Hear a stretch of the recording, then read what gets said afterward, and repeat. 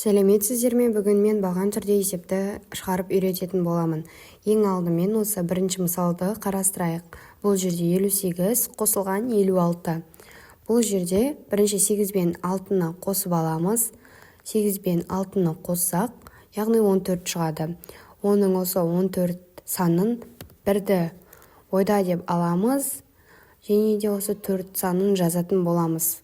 Және де осы 5-ке 5-ті қоссақ, әрине 10 болады. Осы 10-ды біреуін қоссақ 11 болады. Яғни 114 шығады.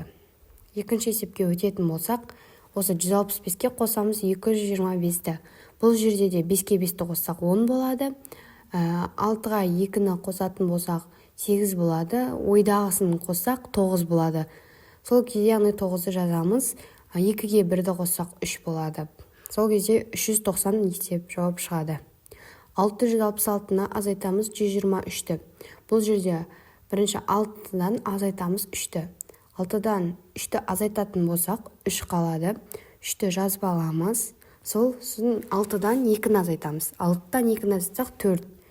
6-дан 1-ді азайтсақ, яғни 5 шығады. Бұл жерде 543-ші жауап болады. Тағы да бір мысалды қарастырайық. 825-тен азайтамыз 314-ті. Бұл жерде 5-тен 4-ті аламыз бірінші. Яғни 1 қалады. 1-ді жазамыз. 2-ден 1-ді азайтсақ 1 қалады. 8-ден 3-ті азайтсақ 5 қалады. Яғни 5 қалады. Сонда 511 жауап болады.